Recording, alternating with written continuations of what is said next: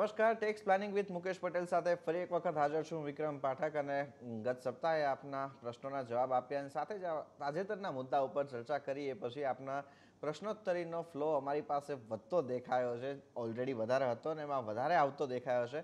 તો આજે પણ આપના પ્રશ્નોત્તરીના જવાબ આપીશું, પણ ખાસ કરીને મૂડી નફાના આયોજનમાં ઇન્ડેક્સેશન ઘણો મહત્વનો પાઠ ભજવે છે. તો એના અંગેની પણ આજે પહેલાં અહીંયા ચર્ચા આપણે કરીશું અને સાથે જ આધાર કાર્ડના મુદ્દા ઉપરની પણ આપણે કેટલાક મુદ્દાઓ છે જેની પણ ચર્ચા આપણે આજના દિવસમાં અહીંયા કરીશું.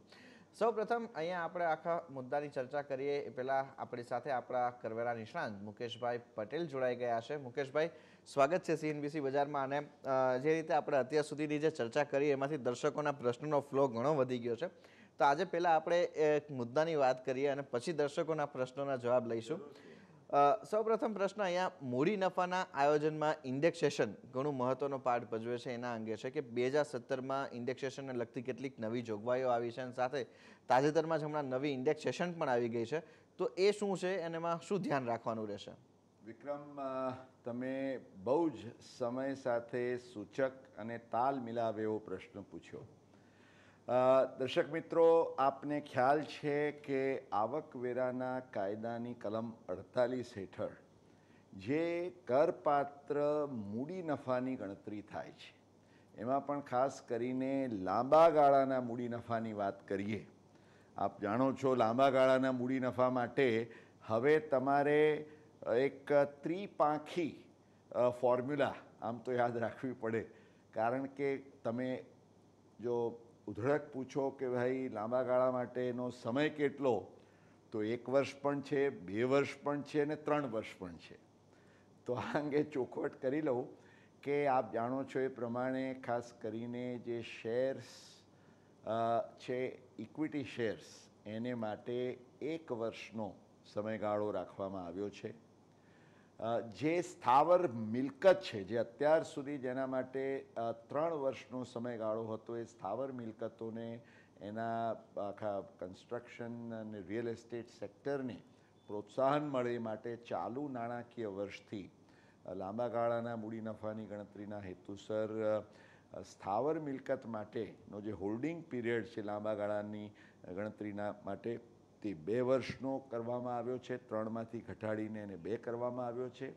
અને જે અન્ય મિલકતો છે, એટલે કે આજે સોના, ચાંદી, ઝવેરાત અથવા તો જે આપણે મ્યુચ્યુઅલ ફંડ્સ, એટલે કે ઇક્વિટી બેઝડ મ્યુચ્યુઅલ ફંડ્સને તો ઇક્વિટી શેર્સની સમકક્ષ 1 વર્ષના સમયગાળામાં ગણી લેવામાં આવે છે. પરંતુ જે અન્ય મ્યુચ્યુઅલ ફંડ્સ અથવા તો બોન્ડ્સ વગેરે જે હોય છે, એ બધાના કેસમાં અને સોના, ચાંદી, ઝવેરાતના કેસમાં 3 વર્ષનો સમયગાળો. એટલે દર્શક મિત્રો, આ 1, 2 ને 3 વર્ષ. હવે જો ટૂંકા ગાળાનો મૂડી નફો હોય તો તમારે તમારા નિયમિત ટેક્સના રેટે સીધો ટેક્સ ભરવાનો થાય છે. એમાં તમને કોઈ વિશેષ છૂટ કે રાહત નથી.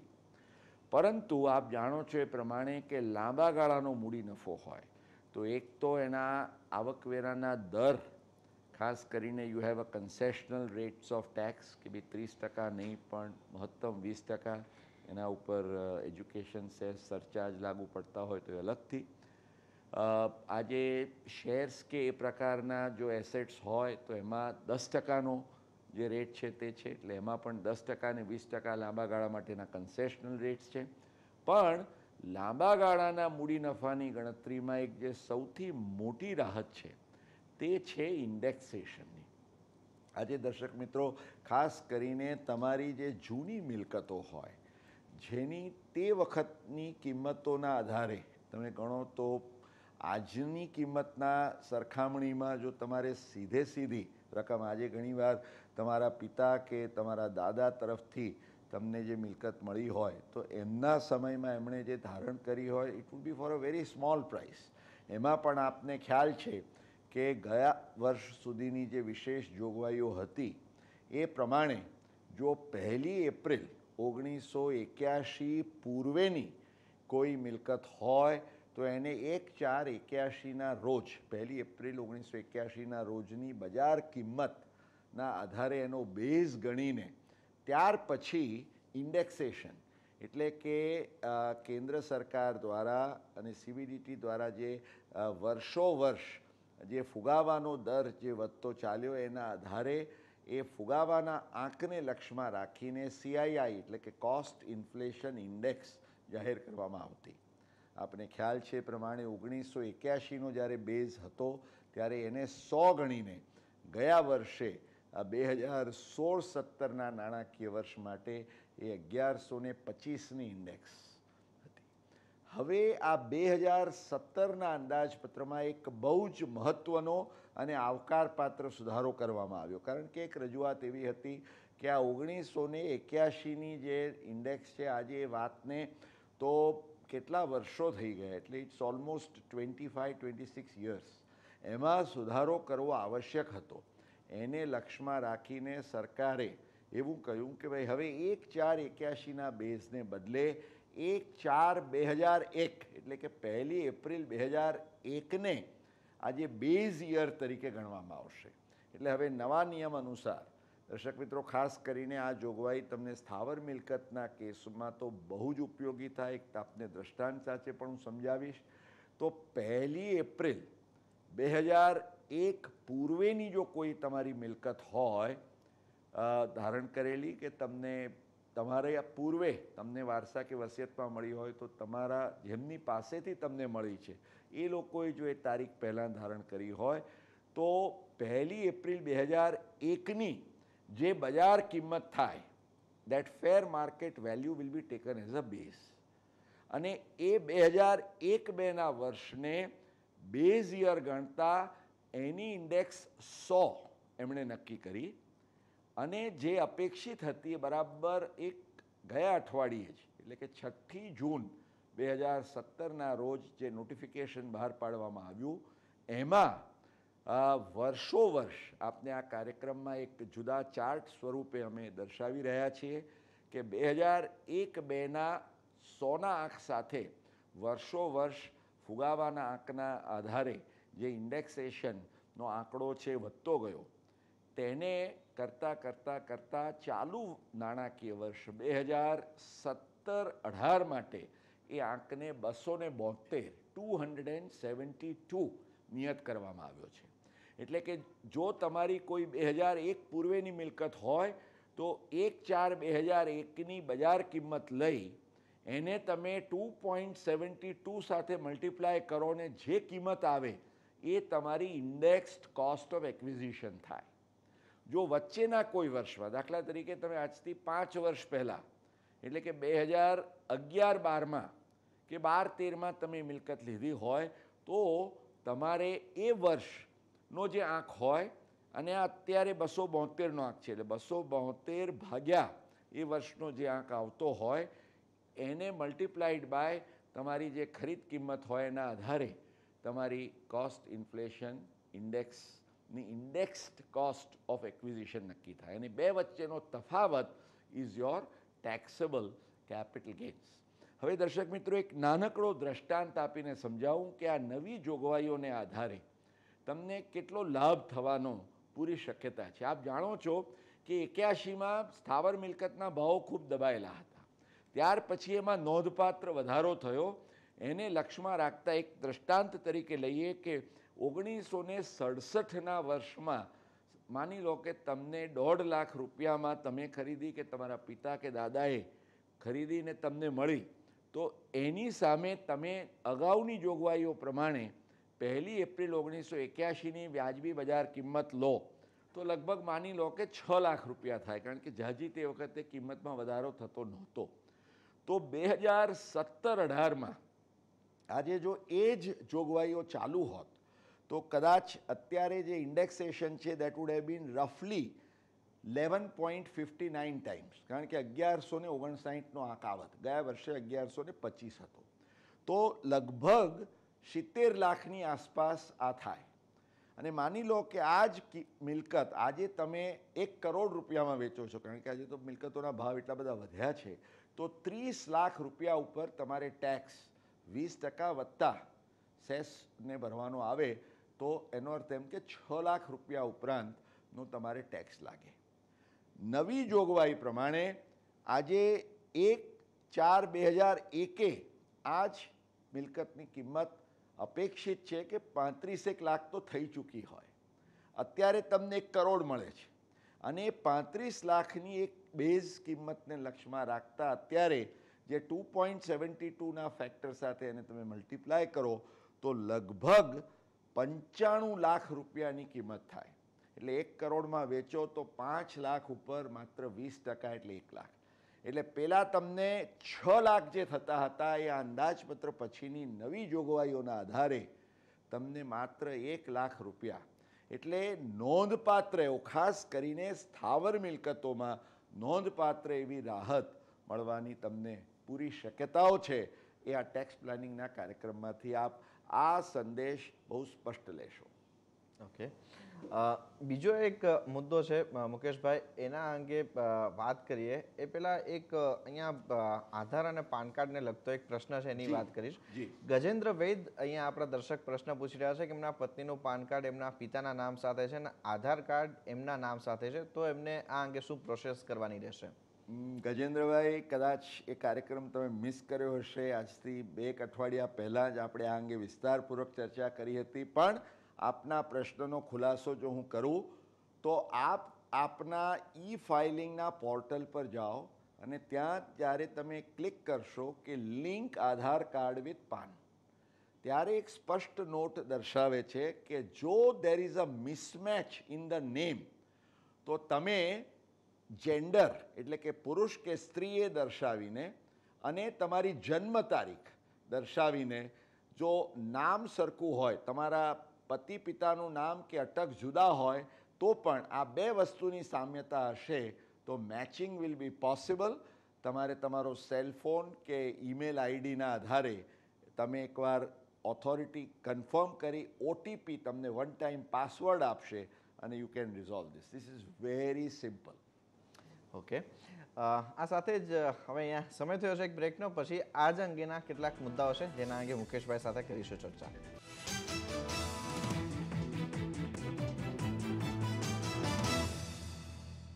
Welcome back. Tax planning with Mukesh પટેલમાં આપણી સાથે મુકેશભાઈ જોડાયા છે. મુકેશભાઈ, આ એક લાંબા ગાળાના મૂડી નફા માટેનો જે ગણતરીનો ઘણો મહત્વનો મુદ્દો આપે સમજાયો. બીજો મુદ્દો હવે અહીંયા આધાર કાર્ડ સાથે પાન કાર્ડને લિંક કરવાનો હતો, જેના અંગે આપણે પહેલાં ચર્ચા પણ કરી હતી. પણ હજુ પણ અહીંયા કેટલીક આ અંગેની સુપ્રીમ કોર્ટનો ચુકાદો આવી ગયો, CBDTએ પણ એક પરિપત્ર બહાર પાડ્યો છે, પણ હજુ પણ કેટલીક મૂંઝવણો છે. એ શું છે ને આ બંનેમાંથી આપણે ધ્યાનમાં લેવાવાળી વસ્તુ શું છે? વિક્રમ, આપણા દર્શક મિત્રોને તો હવે આ સૂત્ર મોડે થઈ ગયું હશે કે આધાર વગર તમે બનશો નિરાધાર. આધાર કાર્ડનું મહત્ત્વ, ભલે આજે આધાર કાર્ડના મુદ્દા ઉપર આખો કાફલો સુપ્રીમ કોર્ટ સુધી પહોંચી ગયો અને સુપ્રીમ કોર્ટે જ્યારે એકચ્યુઅલી પોતાનો ચુકાદો આપ્યો ત્યારે ઘણા બધા એ ચુકાદાનું જે હાર્દ કે મહત્ત્વ છે એ સમજ્યા જ નહીં. એમણે તો એમ માન્યું કે સુપ્રીમ કોર્ટે કહ્યું કે હવે આધાર કાર્ડની કોઈ જરૂર નથી. પરંતુ દર્શક મિત્રો, તરત જ સુપ્રીમ કોર્ટનો ચુકાદો આવ્યાના 2 દિવસની અંદર જ CBDTએ ગયા સપ્તાહમાં જ એક ખૂબ મહત્ત્વનો પરિપત્ર પણ બહાર પાડ્યો, જેના કન્ટેન્ટ્સ ખૂબ મહત્ત્વના છે. એટલે સુપ્રીમ કોર્ટે શું કહ્યું અને CBDTએ શું કહ્યું અને શું છે આજની પરિસ્થિતિ, મને લાગે છે આ સમજવું ખૂબ જ જરૂરી છે. કારણ કે હવે રિટર્ન ભરવાનો સમય આવી ગયો છે અને તમારે શું કરવું જોઈએ એ અંગે તમારા મનમાં કોઈ મૂંઝવણ ન રહે માટે આટલી વાત સમજી લેશો. દર્શક મિત્રો, સુપ્રીમ કોર્ટ સમક્ષ મુખ્યત્વે જે ચેલેન્જ હતી વોઝ રિગાર્ડિંગ ધ બંધારણીયતા એટલે કોન્સ્ટિટ્યુશનાલિટી. એમણે એવું ચેલેન્જ કર્યું હતું કે ભાઈ આ જે જોગવાઈ છે કે તમારા આવકવેરા રિટર્ન ભરવાના હેતુસર કે પાન કાર્ડ મેળવવાના હેતુસર આધાર કાર્ડ હોવું એ અનિવાર્ય છે, તો જે લોકોએ પિટિશન કરી એમનો દાવો એવો હતો કે ભાઈ આ જોગવાઈ ગેરબંધારણીય છે ને it must be declared as unconstitutional. જે કોન્સ્ટિટ્યુશન બેન્ચે આને સાંભળ્યા પછી એમણે એક સ્પષ્ટ તારણ આપ્યું કે બંધારણીયતાને અમે પડકારવા માટેનો કોઈ જ બેઝ કે આધાર જોતા નથી અને વી હોલ્ડ ક્લિયરલી કે આ જોગવાઈને ગેરબંધારણીય તો ન કહી શકાય. સુપ્રીમ કોર્ટે એમ કહ્યું કે ભાઈ આ જોગવાઈને કારણે જે વ્યવહારુ મુશ્કેલીઓ ઊભી થાય એને લક્ષ્યમાં રાખતા અમે એક વચગાળાની રાહત by way of an interim relief અમે કંઈક આપવા માંગીએ છીએ કે જેથી કોઈને મુશ્કેલી ના પડે. અને એમણે એમ કહ્યું કે ભાઈ જેની પાસે આધાર કાર્ડ છે નહીં એને માટે મોટી મૂંઝવણ એ થાય કે ભાઈ 1 જુલાઈ પછી મારે જ્યારે રિટર્ન ભરવાનું હોય ને તમે કહો કે આધાર કાર્ડ વગર રિટર્ન તમે ન ભરો, અને ખાસ કરીને જેની પાસે પાન કાર્ડ છે તમે એમ કહો કે પાન કાર્ડ જેની પાસે છે એણે પોતાની આધાર કાર્ડની વિગતો આપવાની, અને જો એ વિગત આપવામાં ન આવે આવકવેરા ખાતાને તો તમારું પાન કાર્ડ એ રદબાતલ ગણાશે. આ એક જરા આકરી જોગવાઈ હતી. તો આ જોગવાઈના સંદર્ભમાં સુપ્રીમ કોર્ટે કહ્યું કે ભાઈ અમે બી ડાયરેક્ટ કે આવું કોઈ પગલું આકરું પગલું લેવામાં આવશે નહીં. એટલે એવા કેસમાં કે જ્યાં કોઈને આધાર કાર્ડ મળી શક્યું નથી અથવા મેળવવામાં એને બીજી વ્યવહારિક મુશ્કેલીઓ છે, તો એવા કેસમાં સીબીડીટી દ્વારા કોઈ પણ એવું પગલું નહીં લેવામાં આવે કે જેને બિકોઝ પાન કાર્ડ વગર માણસને બહુ ભારે મુશ્કેલી પડે. તમે કહો કે આધાર કાર્ડ નથી માટે તમારું પાન કાર્ડ ઇનવેલિડ, તો એ નહીં ચાલે. મિત્રો, આટલી જ વાત સુપ્રીમ કોર્ટે કહી. લોકો એમ માનતા થઈ ગયા કે હવે આધાર કાર્ડ ને પાન કાર્ડને લિંક કરવું જરૂરી જ નથી અને તમારે રિટર્ન ભરવા માટે આધાર કાર્ડ તમે આજે અલબત્ત મને સ્પષ્ટતા ફરીવાર કરી લેવા દો. આપણે અગાઉ પણ ચર્ચા કરી ચૂક્યા છીએ કે જો તમે નોન રેઝિડન્ટ હો, બિન રહીશ હો, તો સીબીડીટી પોતે જ કહે છે કે you are not required to take Aadhaar card. માટે તમારા કેસમાં જો બિન રહીશનું રિટર્ન ભરાતું હોય તો આધાર કાર્ડ ને પાન કાર્ડનું લિંકેજ જરૂરી નથી, આધાર કાર્ડ મેળવવું જરૂરી નથી, માટે ચિંતા કરશો નહીં. પણ તમે જો રહીશ હો તો બોર્ડે જે છેલ્લો સર્ક્યુલર બહાર પાડ્યો છે એમાં એમણે એમ કહ્યું કે 1 જુલાઈ પછી ભરાનાર રિટર્ન્સ છે એવા રિટર્નોના કેસમાં તમારે કાં તો તમારા આધાર કાર્ડની વિગત આપવાની રહેશે અથવા તો આધાર કાર્ડ માટે તમે અરજી કરી ચૂક્યા છો એનો રેફરન્સ નંબર આપવાનો રહેશે. એટલે દર્શક મિત્રો ખાસ ખ્યાલમાં રાખશો કે જો તમે રહીશ છો, આધાર કાર્ડ લેવા માટેને પાત્ર છો, એલિજિબલ છો, તો આધાર કાર્ડ ન હોય તો પણ એની અરજી જરૂરથી કરશો, કારણ કે એની વિગતો પણ તમારે આપવાની રહેશે. ચિંતા એ બાબતે ન કરશો કે તમારી પાસે આધાર કાર્ડ નથી અને એ માહિતી તમે તમારા પાન સાથે આપી શકતા નથી, તો જે જોગવાઈ હતી કે તમારું પાન ઇનવેલિડ થઈ જશે, એ મૂંઝવણ સુપ્રીમ કોર્ટે આપેલા વચગાળાની રાહતના આધારે ઇવન બોર્ડે પોતાના સર્ક્યુલરમાં સ્પષ્ટતા કરી છે કે સુપ્રીમ કોર્ટના આદેશનું અમે પાલન કરીશું જ્યાં સુધી સુપ્રીમ કોર્ટ પોતાનો આખરી ચુકાદો આપે નહીં ત્યાં સુધી. એટલે વિક્રમમાં દર્શક મિત્રો જો આટલી નોંધ લે તો મારી દ્રષ્ટિએ એમને માટે એક અત્યંત ઉપયોગી વાત થઈ જશે. ઓકે, હવે દર્શકોના પ્રશ્નોના જવાબનો સિલસિલો આગળ વધારીએ. આપણી સાથે ડૉક્ટર તેજસ પોસિયાનો પ્રશ્ન આવ્યો છે અને મુકેશભાઈ, આપના અને આ કાર્યક્રમના એક ખૂબ મોટા ચાહક છે અને રેગ્યુલર બેઝિસ પર આપનો આ કાર્યક્રમ પણ જોવે છે અને એને ધ્યાનમાં રાખીને જ તેમને આ પ્રશ્ન પણ પૂછ્યો છે. પણ તેજસભાઈ અને એમના સિવાય બીજા પણ જે લોકો આપણને આ પ્રશ્ન પૂછી રહ્યા છે એમને અમે ખાસ એક રજૂઆત કરીશું કે તમે જ્યારે પ્રશ્ન પૂછો ત્યારે તમારો મોબાઈલ નંબર અને તમારા શહેરનું નામ સાથે આપશો તો અમને આસાની રહેશે. તમારા શહેરનું નામ બોલવામાં પણ અમને કંઈ વાંધો નથી અને જો નંબર હશે તો અમે તમને ઇન્ટિમેટ પણ કરીશું કે તમારો પ્રશ્ન કયા એપિસોડમાં આવી રહ્યો છે તેના અંગેનો. ડૉક્ટર તેજસ પોસિયાનો પ્રશ્ન જોઈએ. એમનો પ્રશ્ન એ છે કે વ્યક્તિના કેસમાં આધાર લિંકની વાત કરી, પણ HUFના કેસમાં જો આ લિંક કરવાનું હોય તો કેવી રીતના કરવાનું રહેશે? વિક્રમ, તેજસભાઈ સામે આપણે કોઈ ફરિયાદ ન કરી શકીએ કારણ કે તેજસભાઈએ એમનું ગામનું નામ પણ આપ્યું છે, તેઓ સુરતના વતની છે અને તેમનો મોબાઈલ નંબર પણ આપ્યો છે. તો તેજસભાઈ, અમે આપને જાણ કરવાના જ છીએ અને આ કાર્યક્રમ તમે નિહાળી શકશો કે when we answer your question. ભાઈ વિક્રમે કહ્યું એ પ્રમાણે દર્શક મિત્રો, તમામ દર્શકોને વિનંતી છે જરૂરથી આપનું ગામનું નામ અને મોબાઈલ નંબર પણ જણાવશો, ઈમેલ આઈડી તો જણાવો, પણ mobile number will be much more easier. તો તેજસભાઈ, આપ ડૉક્ટર છો, સૌપ્રથમ તો thank you for your compliments. મારે એ વાત આપને કહેવી જોઈએ, ને આપના જેવા અનેક જે ખૂબ જે બિઝી પ્રોફેશનલ્સ છે એમને, કે તમે આ સમય જે કાઢો છો અને આ કાર્યક્રમમાંથી તમને જે કાંઈ વ્યવહારુ જ્ઞાન મળે છે એનો તમે પૂરો ઉપયોગ કરો. તમે ટેક્સ પ્લાનિંગ ઘરે બેઠા પણ, જેમ ડુ ઇટ યોર સેલ્ફ ટાઈપની આ જે કિટ્સ આવી છે એવી રીતે ટેક્સ પ્લાનિંગ પણ with some practical guidance you can definitely do it your self. એટલે મને આનંદ છે વાતની. તેજસભાઈ, તમારા પ્રશ્નનો જવાબ જો લઈએ તો આપને ખ્યાલ હશે કે કોઈ પણ વ્યક્તિ સિવાયના કેસોમાં જ્યારે તમારે કે HUF હોય, ભાગીદારી પેઢી હોય, કંપની હોય કે ટ્રસ્ટ હોય, એના કેસમાં જ્યારે તમારે આવકવેરાનું રિટર્ન ભરવાનું હોય છે, એમાં ઓથોરાઇઝ્ડ પર્સન એની તમારે વિગતો આપવાની હોય છે. હવે આજે HUFના કેસમાં who is the authorise person? કરતા. માની લો કે તમારી એક ભાગીદારી પેઢી છે કે કંપની છે જેમાં તમે મેનેજિંગ પાર્ટનર કે મેનેજિંગ ડિરેક્ટર છો, કે ટ્રસ્ટ છે જેમાં તમે મેનેજિંગ ટ્રસ્ટી છો, તો ઓથોરાઇઝ્ડ પર્સન તરીકે ત્યાં તમારું નામ આવે.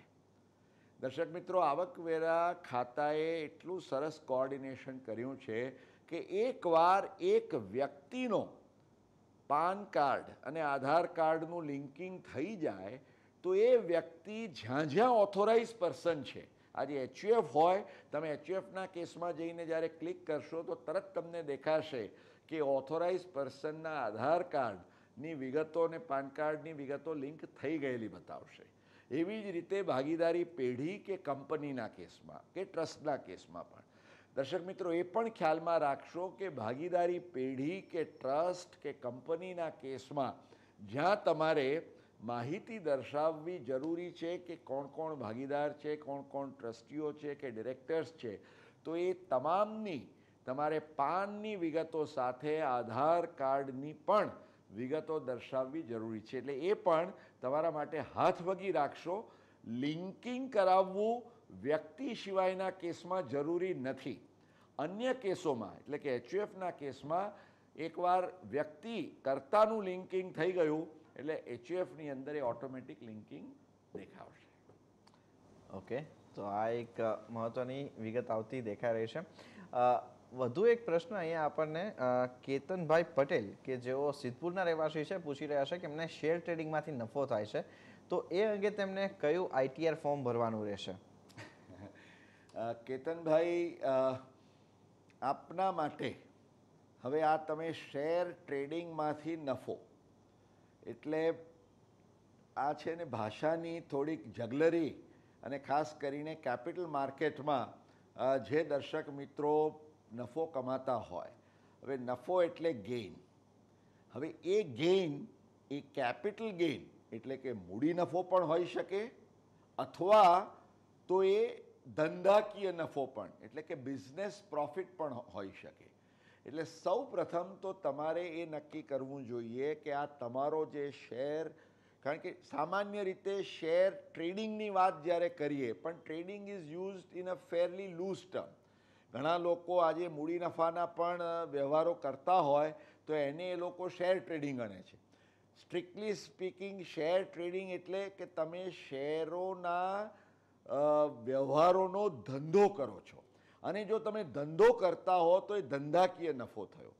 ધંધાકીય નફો હોય તો દર્શક મિત્રો, આપ જાણો છો એ પ્રમાણે તમારે માટે એ અનિવાર્ય છે કે તમે ધંધાકીય આવક દર્શાવતું આવકવેરા રિટર્ન ભરો. હવે જો તમે પ્રોપ્રાઇટર છો, એટલે આપના કેસમાં જો આપ પ્રોપ્રાઇટર હો કેતનભાઈ, અને તમને આ ધંધાકીય નફાની આવક થાય છે, તો એ માટે તમારે ITR 3 ભરવાનું આવે. જો ભાગીદારી પેઢી હોય તો એના કેસમાં તમારે ITR 4 ભરવાનું, એકચ્યુઅલી ITR 5 ભરવાનું આવે. એટલે you have to keep in mind કે તમારે વોટ ઇઝ યોર સ્ટેટસ. તમારા કેસમાં ઓબ્વિયસલી તમે પ્રોપ્રાઇટર છો એટલે તમારે ITR 3 ભરવાનું આવે જો એને ધંધાકીય નફો ગણતા હો. પરંતુ જો ધંધાકીય નફો નહીં ને તમે આ જે વ્યવહારો છે એને મૂડી નફાના એટલે કે કેપિટલ ગેઇન્સના વ્યવહારો ગણો છો તો એ મૂડી નફાના વ્યવહારોમાંથી જે ઉદ્ભવતો નફો છે એ મૂડી નફો કહેવાય, કેપિટલ ગેઇન્સ. અને એટલા માટે એવા નફાને તમારે ITR-2, કારણ કે ITR-2 જે છે એટલે કે જેમાં ધંધાકીય નફા સિવાયની જે આવક હોય એને ITR-2માં દર્શાવવાની હોય છે. એટલે પ્લીઝ બેર ઇન માઇન્ડ કેતનભાઈ કે જો મૂડી નફો હોય તો ITR-2 અને ધંધાકીય નફો હોય તો પ્રોપ્રાઇટર તરીકે તમારે ITR-3 ભરવાનું છે, એ ખાસ ખ્યાલમાં રાખશો. ઓકે, તો મુકેશભાઈ આ બહુ વિસ્તૃત વિગતો આજે આપી છે અને દર્શકોના પ્રશ્નોના જવાબની સાથે તો જે રીતના પ્રશ્નનો ફ્લો આવી રહ્યો છે આગામી સપ્તાહે પણ વધુ એક આવા કોઈ પ્રશ્નોને એમાં સમાવવાનો ચોક્કસ આપણે પ્રયાસ કરીશું. અને આજે આ સમગ્ર ચર્ચામાં આપ જોડાયા અને સમગ્ર વિગતો આપી, ઘણો આભાર આપનો સમય ફાળવીને અહીંયા આ ચર્ચામાં જોડાયા માટે. અને સાથે જ હવે અત્યારે ટેક્સ પ્લાનિંગ વિથ મુકેશ પટેલમાં બસ આટલું જ. આગળ વધુ અપડેટ માટે આપ જોડાયેલા રહો CNBC બજાર સાથે. નમસ્કાર.